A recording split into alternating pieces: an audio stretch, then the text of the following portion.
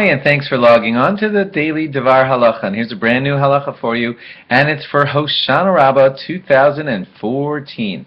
Okay, there's so many laws that you might need to know, but one of them that we better hit right now is the law of switching over from not saying Mashiv HaRuach Umorid HaGashem into saying Mashiv HaRuach Umorid HaGashem. That's going to start at Musaf on Shmini Atzeres. And they're going to announce it in your shul. They're going to say Mashiv HaRuach.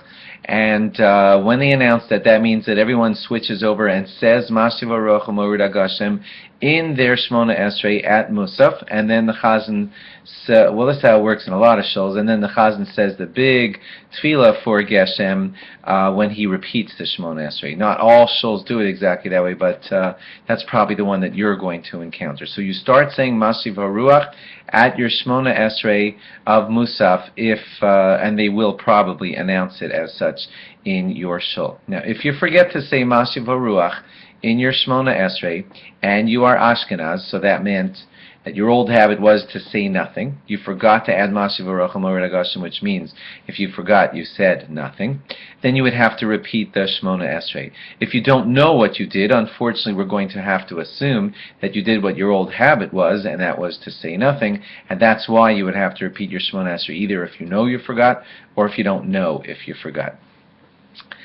For this reason, there is a very interesting halacha, and that is that pattern-wise, we get into the habit of saying Mashiv HaRuach Umorid HaGashem if we have done this for 90 times, or some say 101. But either way, 90 or 101 times switches over your habit into saying it the right way. And therefore, as you might guess from how I'm saying it, you can technically switch over your habit halachically by saying Mashiv HaRuach Umorid HaGashem 90 times. Don't tune out yet, because you can't just say it plain.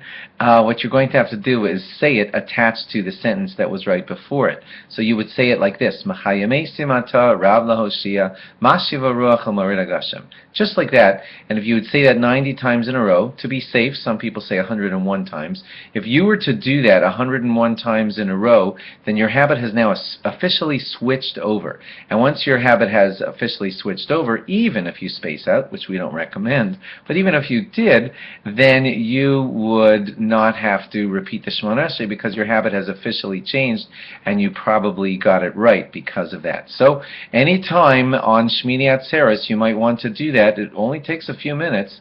Count them and make sure you're doing it that number of times. Say Mechayamei Simata Rav Lahoshia Mashiv HaRuach Umorid HaGashem for 90 times or 101 times, and that will switch over your habit. And once you switched over your habit, then, if you forget, you could assume that you did the right thing. Other things to note, there'll be a lot of dancing with the Torahs. When you dance with the Torahs, please remember that you must always, always, always treat a Torah with great honor. So if you're one of those people that likes to show off and carry it way up high in the air and swing it around, that's not appropriate, because a Torah, being such a holy item, is always supposed to be treated with great, great respect. Please remember that. While we're on that topic, there are some people who make Kiddush on Simchas Torah morning.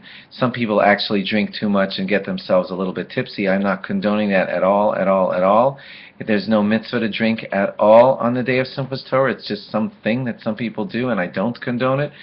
But for this reason, because some Kiddush will happen before the Musaf service, because the Hakafos take so long, so it is a good idea to have the Birkas Kohanim, the Duchaning, being done on Friday morning at Shachris, because at that point no one will have had any wine or anything, and that's how you have to say Birkas Kohanim, is in a state of no wine at all. So please make certain, if that's what's going to happen in your shul, even if you're just going to make Kiddush and have a drop of wine, still it's appropriate to have Birkas Kohanim, the Duchaning, be done before that at Shachris.